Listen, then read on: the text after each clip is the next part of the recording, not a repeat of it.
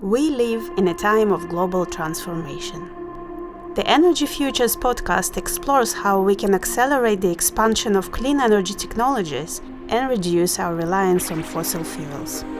From heating and cooling our homes to moving around our planet and beyond, we bring together researchers, scientists, business leaders, and communicators to exchange knowledge and try to answer one important question.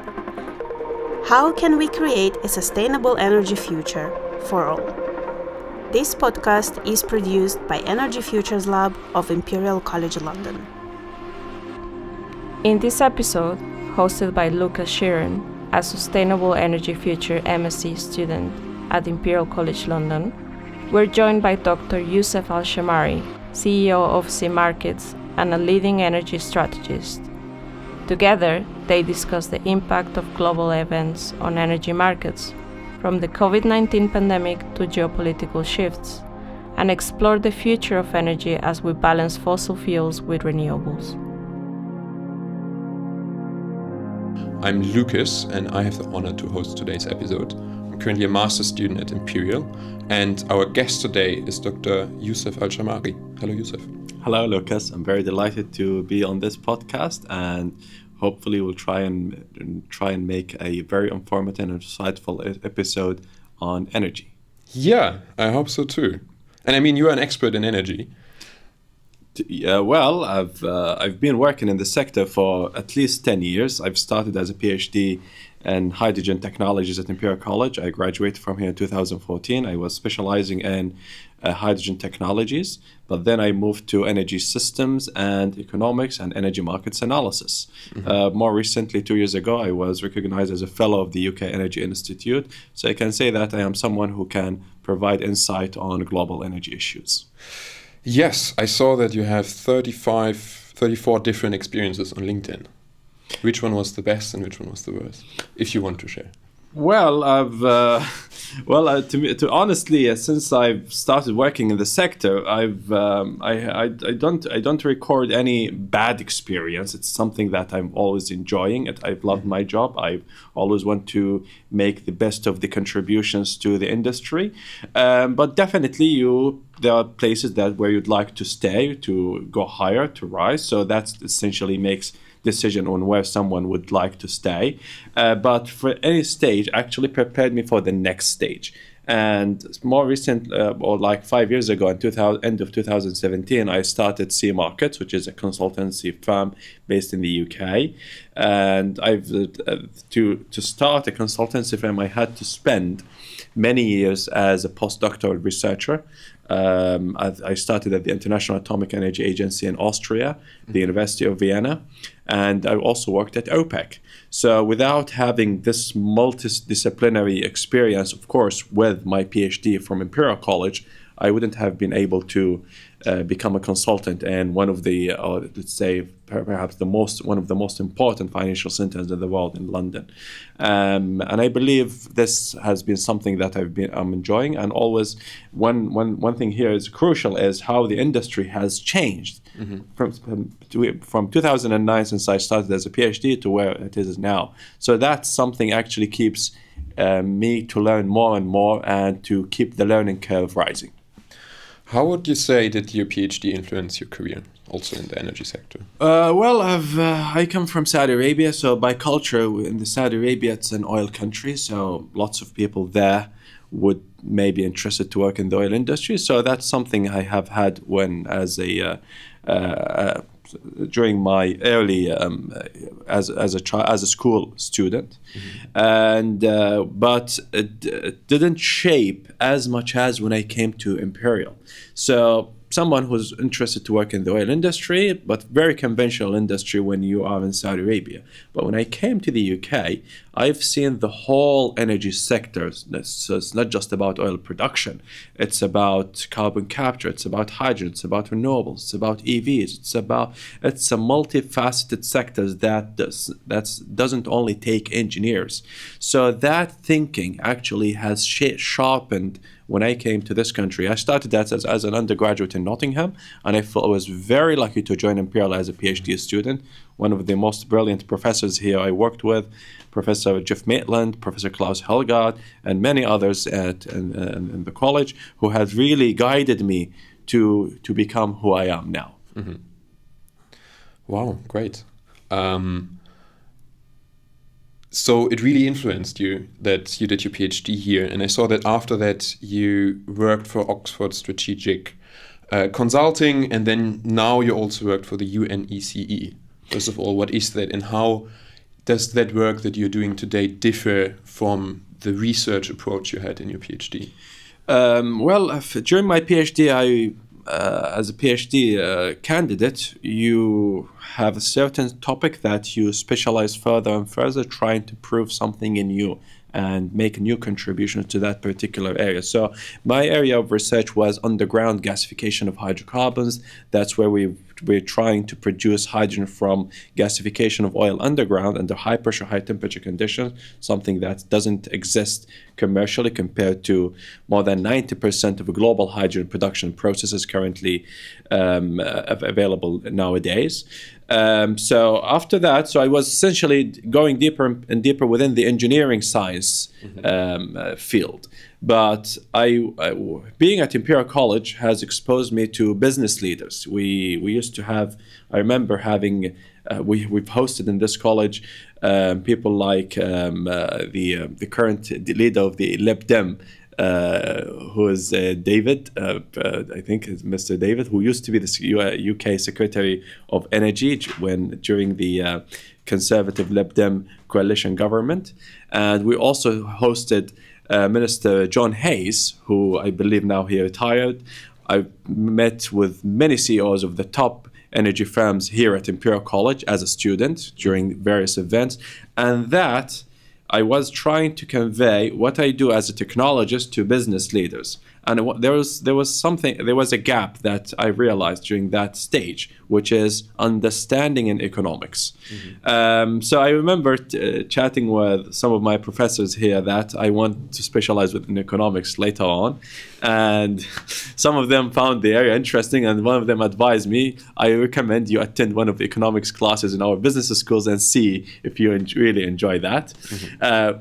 Really, I like the idea, so I started to network with MBAs. Okay. MBA students at Imperial, and when you talk to them as a technologist, the first thing that they think about is how to make money out of your idea. Yeah, take the idea away. So that's MBA, is business administration. Mm-hmm. So which is quite exciting to me. So I started to search for an internship and within the techno-economics business, because it was not easy to go straight from engineering to economics and business. So there has to be something that bridges the gap. So that was techno-economic analysis. So I joined the IAEA in Vienna in 2013.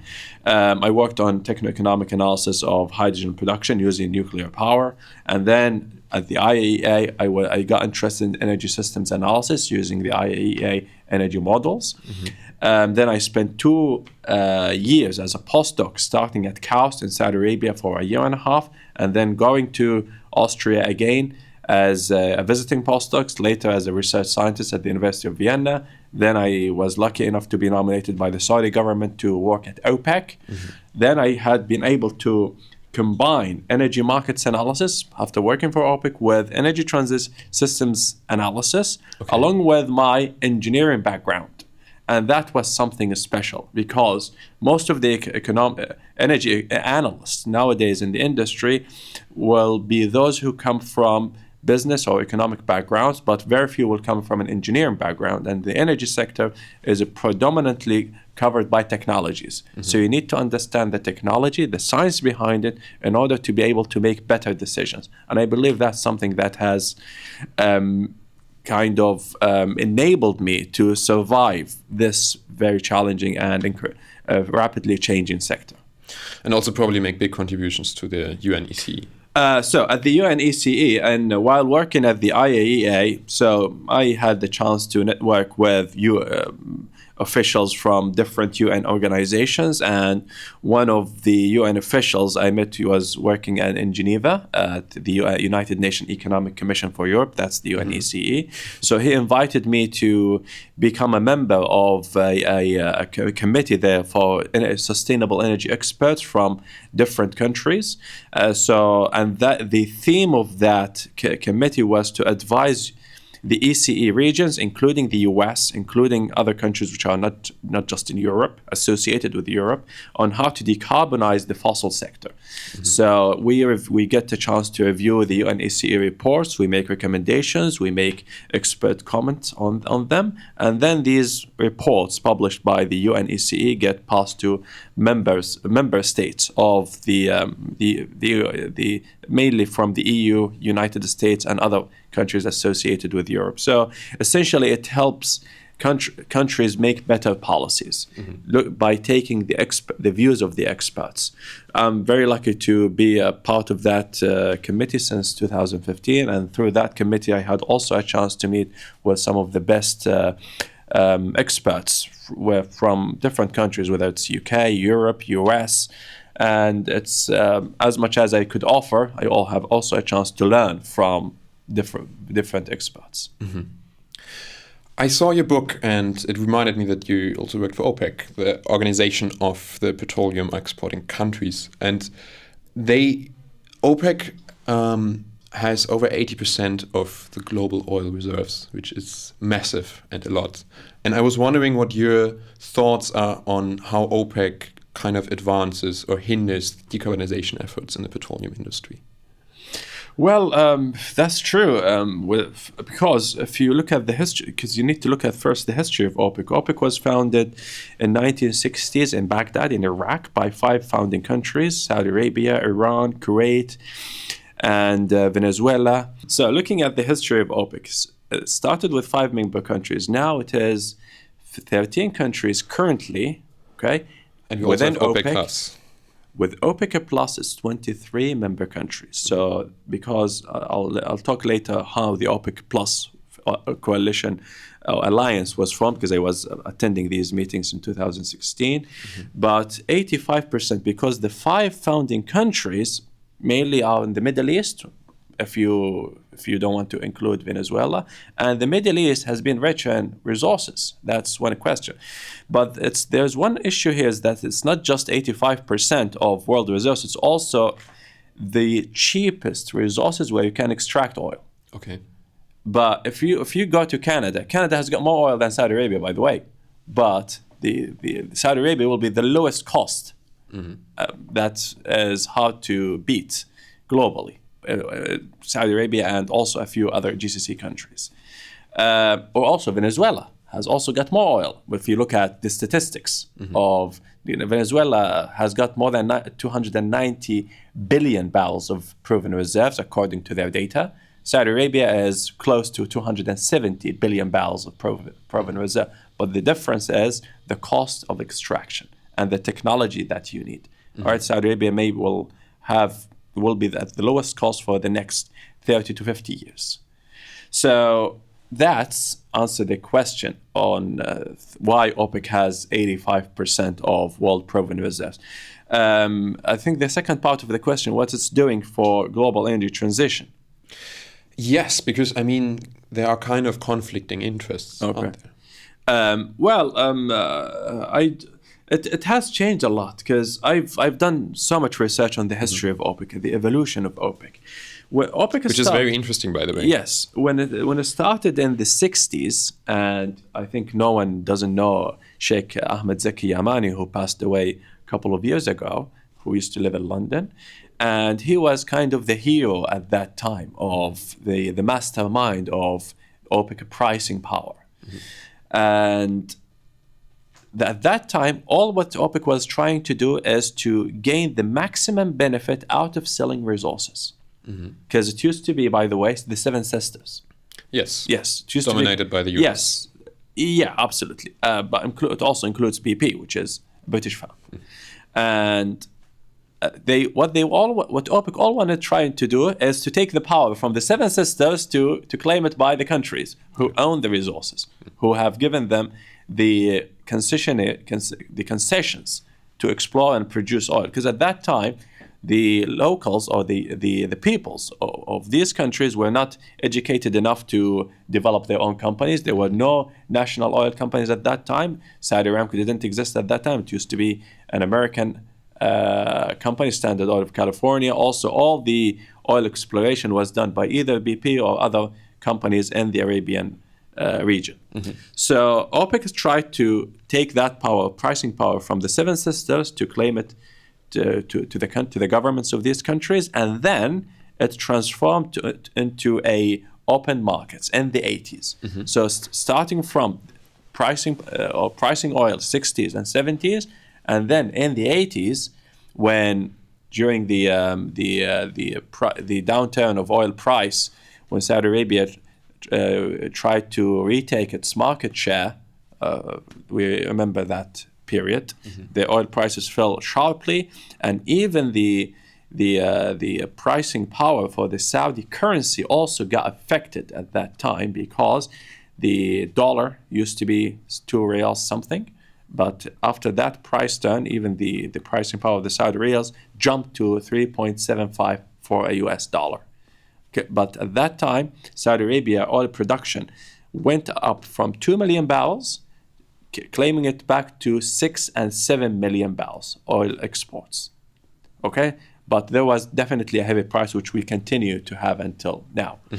Of course, that is, so starting from here, the history of OPEC, from pricing to having an open markets for trading oil, and now where, of course, because there has been different stages, but looking now where we have a global energy transition, if having not have oil money or the oil revenues coming for the OPEC countries, I think it would be very hard to invest in energy transition, because energy transition, there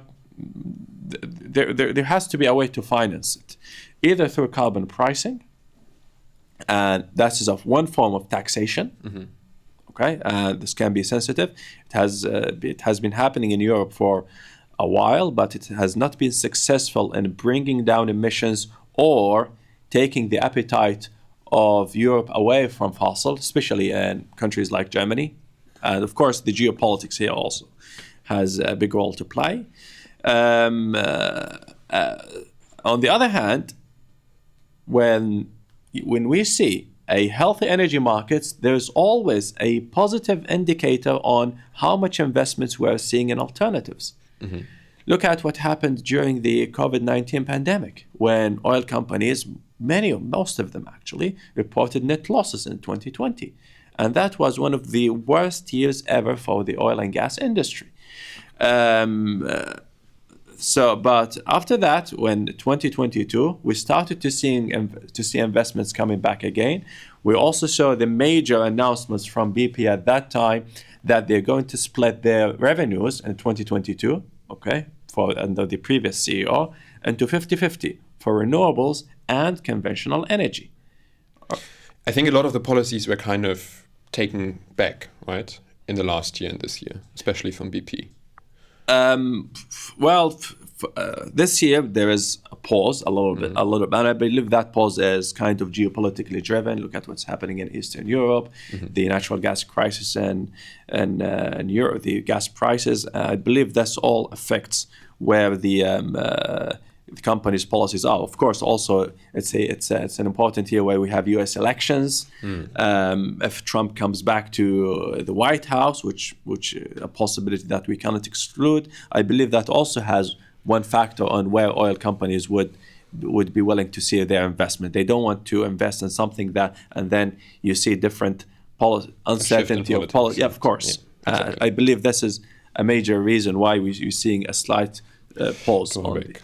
Nevertheless, I'm wondering, I think the image of most oil companies right now is not very good. And also with OPEC before and after the COP28, there was a lot of criticism of the whole institution, and that they kind of proactively wanted to reject text which are targeting specific energy sources. And I was wondering why that was the case.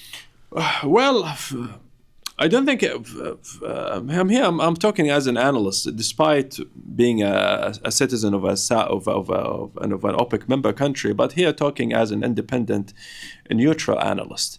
When you are, because if you compare OPEC to the IEA, okay, IEA is, let's say, an organization of energy consumers, while OPEC is the organization of energy exporters. Okay.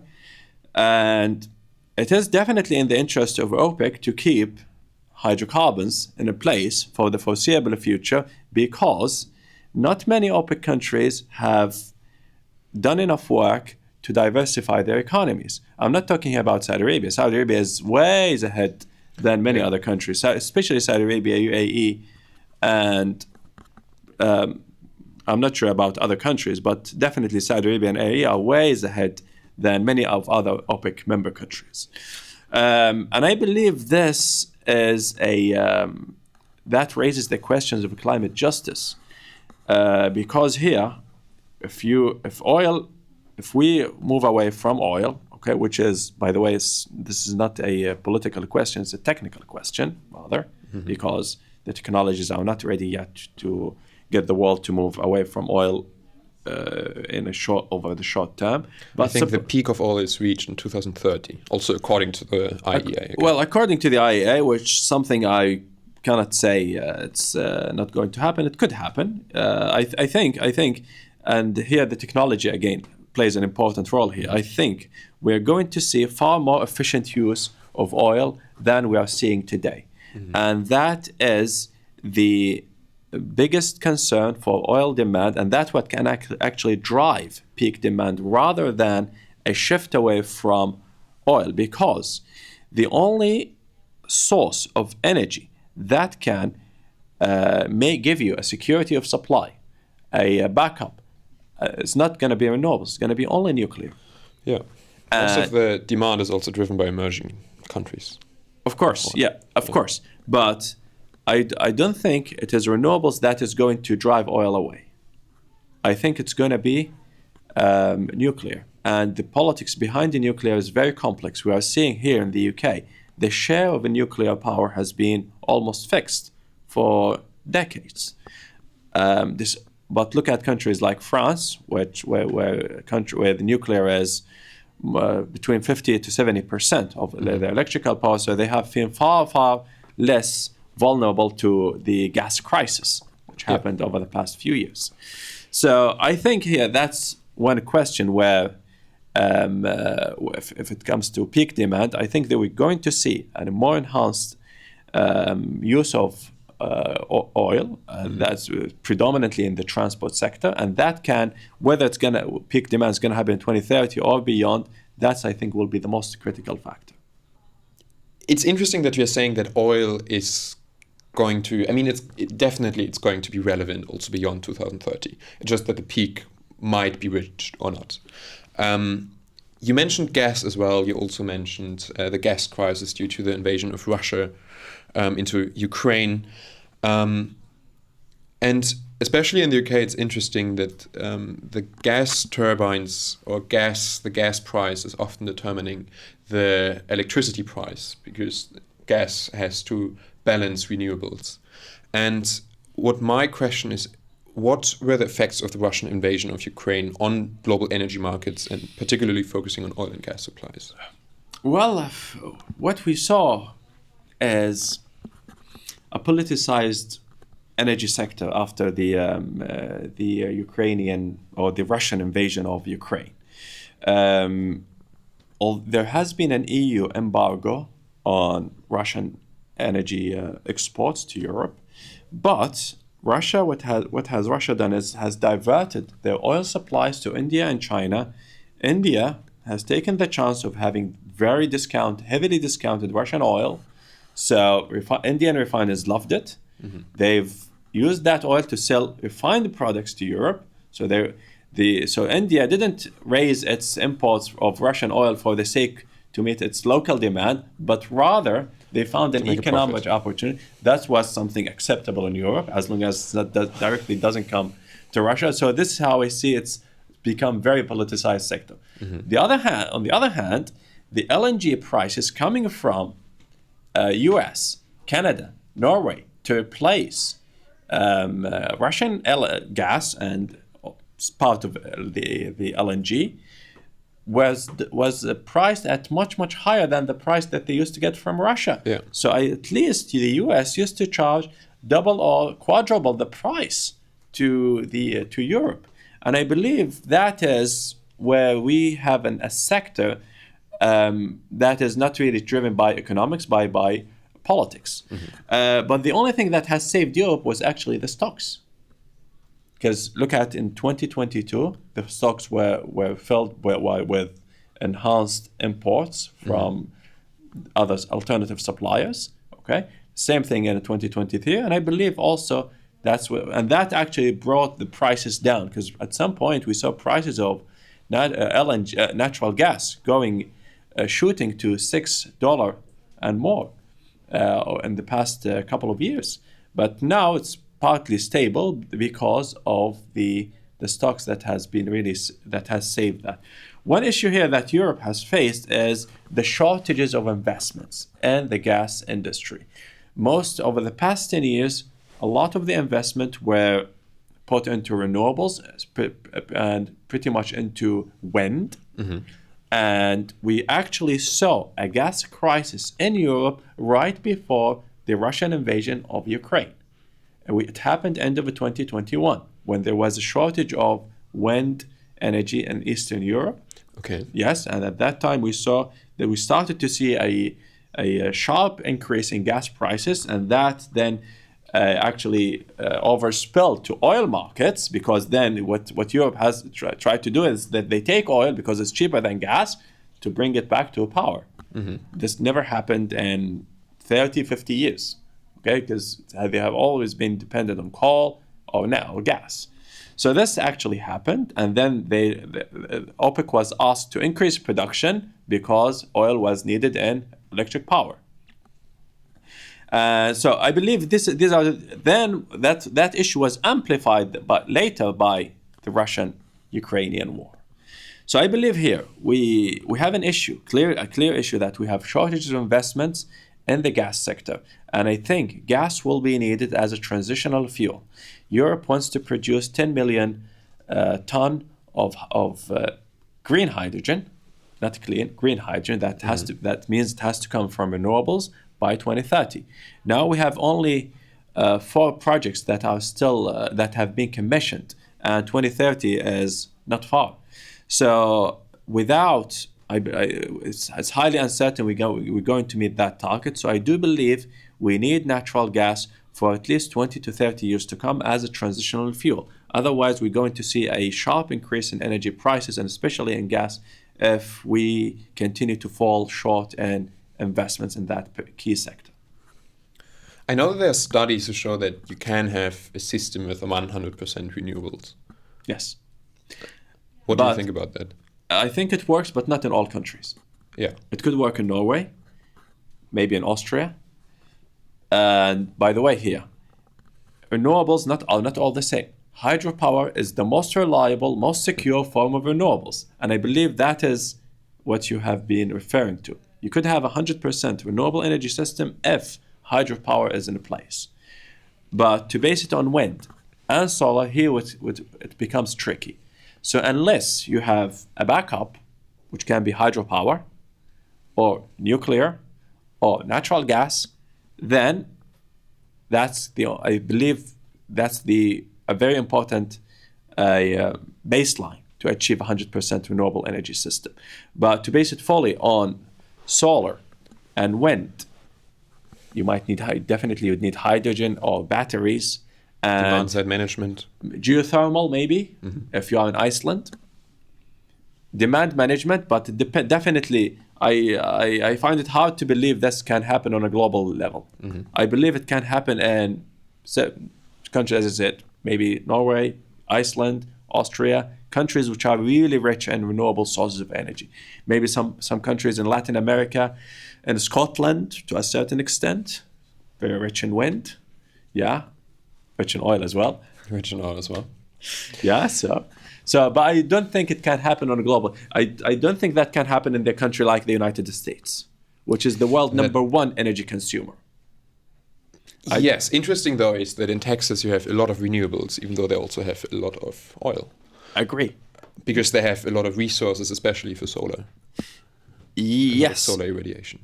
Yes, but one thing here is you may have a chance to electrify or to decarbonize your electric power system in the US, but the challenge is to electrify and move your transport sector into an electric mobility powered by renewables. I think because most of the transport vehicles in the US are heavy duty trucks, and energy storage can be very hard, the charging points that you need. Yeah. And also the weight of the cars, as former US President Donald Trump said that we might have to rebuild all the bridges in the country if we going to electrify all of our trucks. And also the time that it needs to travel from East Coast to Los Angeles, you may have to stop 3 or 4, so it can take many days, while it can take only 1 day if you are on diesel truck. So I believe the economics here are very complex. Yeah. Yeah, I agree with you that it's very difficult and also expensive to build 100% renewable electricity systems. I think due to climate change, there is a big urgency to do more, also to decarbonize the petrol industry and go further and further and further in decarbonization efforts. Where do you see the biggest innovations and challenges in that sector? Because the petrol industry is not going to disappear. There are too many sectors reliant on it, and there must be more solutions as CCUS. But where do you see the biggest challenges and innovations? Well, here, Lucas, is we have. I have my own concerns here. Before I answer where I see most of the innovation. We have, again, a politicized, driven research funding. And we can see where some countries will set their own policies. That means most of the innovation will go to that sector because the policies already are supporting that particular field. So that leaves a very little room for other areas of energy to improve because the politics is not supporting it. Okay, and here every country will try to support its own research that works within its own territories. For example, here in the UK, they may be interested in wind, so they will support wind energy. If you go to Saudi Arabia, they will be interested in CO2 conversion and CO2 capture because it works within that country. So every country is supporting the research that really meets its economic targets. And I think there is a lack of unity here when it comes to where the most of the innovation is happening. But clearly there is one area that is common to all these different fields of energy, which is AI. AI now is changing our energy system. Digitalisation, smart tech is really innovating a new energy system that we have not perceived as we used to see before. It's moving the system from a centralized system into a more and more decentralized, flexible energy demand that is dependent on demand. So it's essentially demand-based system where consumer has the ability to maneuver their consumption flexibly and with a smart technology, much more flexibly than what it used to be in the past decades. So I think... what are you talking about, that the demand is not as local anymore and can be shifted to different areas due to the data centers of AI? I think it is. We're going to see more decentralized energy systems. And also an increased demand, though, from AI. Some yes, people say fivefold, some people say less, but definitely a massive increase. Absolutely. So I think here, digitalization, AI, is clearly changing how energy systems are going to look like in the next couple of decades. Although it is being clearly debated that AI consumes more energy. Look at how much ChatGPT would consume compared to a certain household. So I think it comes with own challenge, but it is a reality. Just yesterday, a world leading bank like JP Morgan decides not to, or they say, we don't need to hire any more research analysts because GPT can do the job. And it's definitely a shocking statement for university graduates who are interested to become research analysts, because here we're not talking here about junior apprenticeship. We're talking about university level jobs. And I believe if we do not re-envisage how AI is going to really revolutionize our energy systems, we're going to be really falling behind. So, and I think here it really presents a very good opportunity towards decarbonization and energy efficiency, and also uniting the world on moving this world into a sustainable energy model. That sounded actually very interesting, that AI can influence also the energy sector that massively. Could you give more examples on the influence it can have? Just look at the EVs, how the EVs are now becoming a subject of massive discussion when it comes to self-driven vehicles, to reducing the how much displacement they can do away from hydrocarbons. Look at, for example, what's happening when it comes to controlling oil production operations, enhancing the efficiency of performance. Things that related also to the demand-driven energy system, where you have smart meters, okay, and you can adjust your consumption based on essentially controls on how you that your tendency to use energy, and essentially it gives you far more leisure, far more luxury for the energy that you want to use, with far less, with more efficiency than what you used to do without AI systems. So I believe it presents a massive or an exciting opportunity for enhanced efficiency and for far greater usefulness of the service that you need, and in a very sophisticated way. So I think here AI has really a fantastic opportunity to play. Of course, here we also have to bear in mind that it all depends on the data, because without big data, because AI cannot work without data.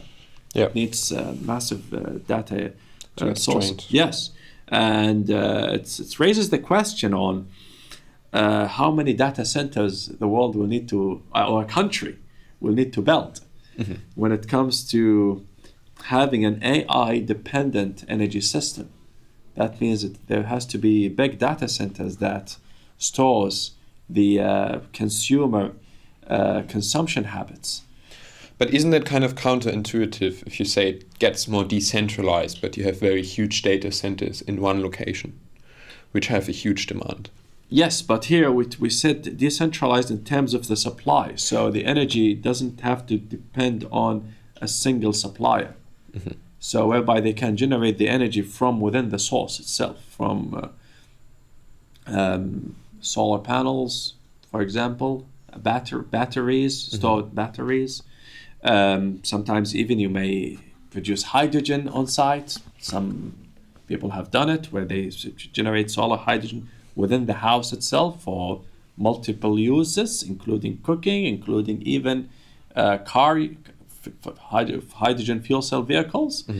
Also geothermal or heat pumps, where people can generate their own heat from drilling underground. Okay, so a geothermal heat and then they have their own heat pumps. So that's what I meant by decentralized energy system. We now talked about the Russian invasion of Ukraine. AI also is a big disruptive event, probably also over the next decade. Another big event in the last years was COVID-19. How did that affect energy prices, energy markets, and do you think that the effects of that are still felt today? Definitely, it has been one of the biggest events on global energy prices.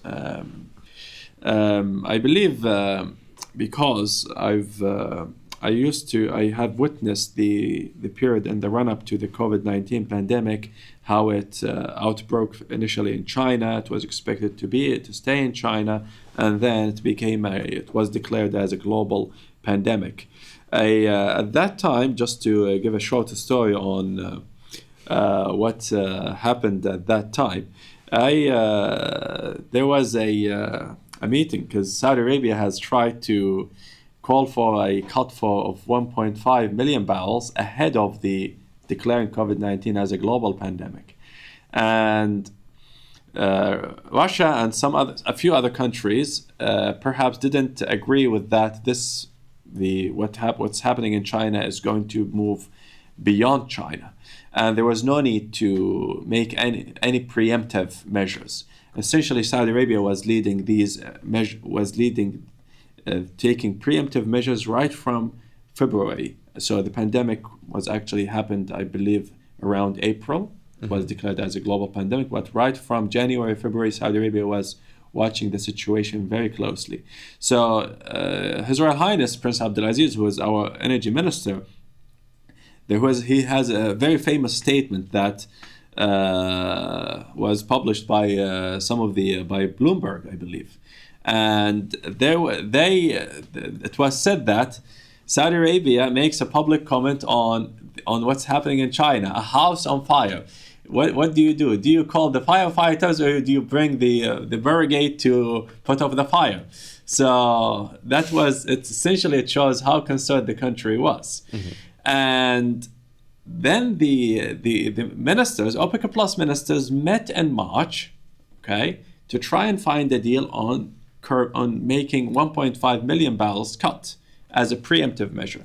Of course, some people remember, or actually many people remember that day in which producers didn't agree on that, and then what's so-called the price war happened between Saudi Arabia and Russia that brought down oil prices below $20 because everybody was trying to protect its market share. And here you have some of the GCC producers are some of the lowest cost, as I mentioned beginning of the talk. Then, after what happened in that, we've seen WTI prices go into the negative territory, and who suffered the most was actually the US producers, who needed a price of at least $40 a barrel.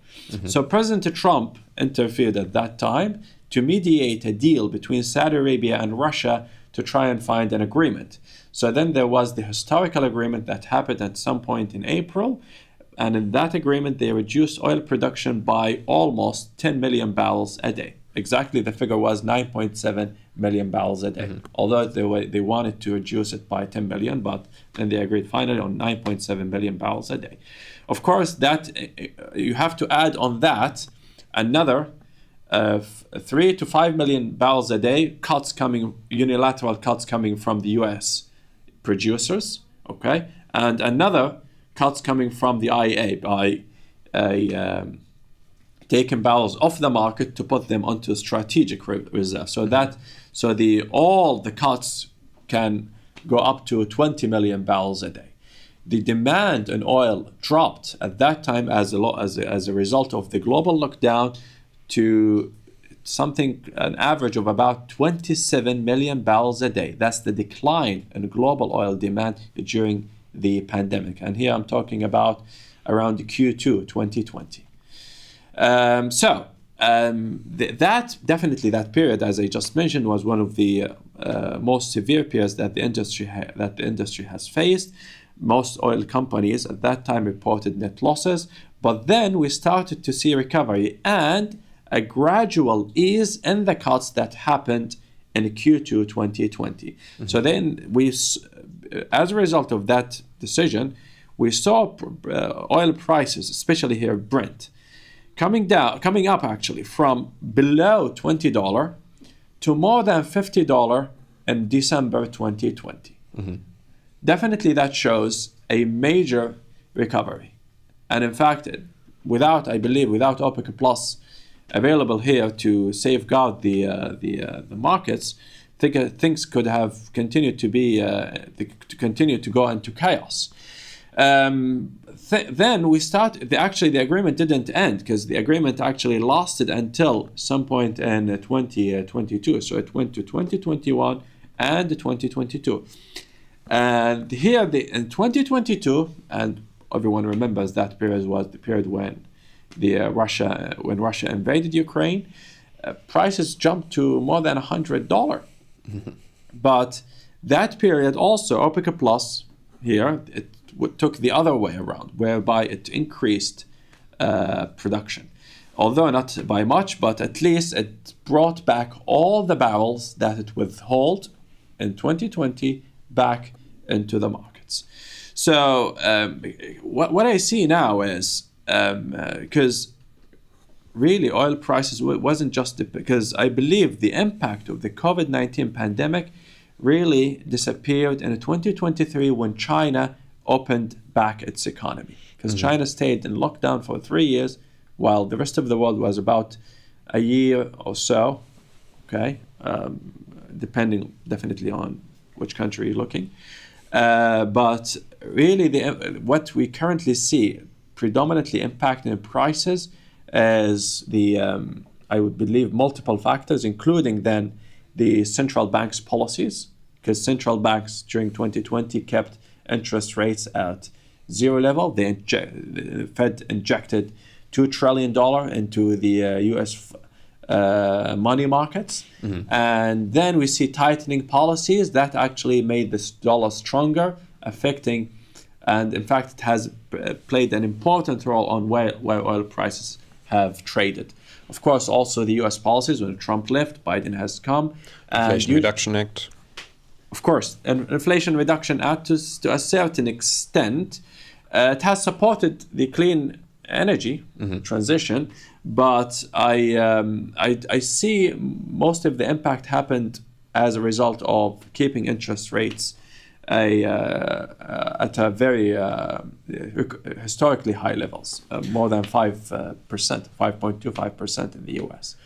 Of course, here, if supposedly Trump has got re-elected, I would think that we might have seen oil prices far less where they are now, because one thing here is perhaps we could have seen far more oil production coming, far more drilling activities coming from the U.S. because oil drilling in the U.S. stayed almost flat at 500 rigs, let's say, an average over the past couple of years since Biden came to office, and under actually Obama, because here Trump actually a big part of his time there was the COVID, or towards the end of his term.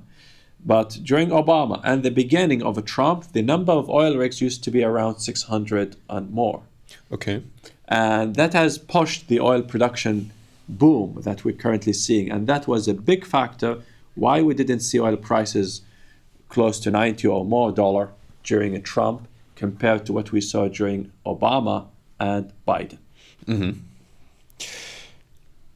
You said that the central banks played a major role in addressing the inflation issues. Was there a shift in investments towards renewables, towards oil during that time as well? There has been over the past, since 2017, the oil and gas industry continued to be underinvested. So according to OPEC data, we need something like $16 trillion of investments from now until 2040 something to keep growing demand for oil. And the demand for oil is expected to be at around 116 million barrels by 2040 something, according to the OPEC outlook. Where does this money go? 14 trillion is an insane amount. Yeah, so that is the investments that is needed to go to the oil sector to keep growing demand, to essentially to expand oil production to meet a growing demand for 116 million barrels. But as I said, the oil and sector, especially upstream, continues to be underinvested.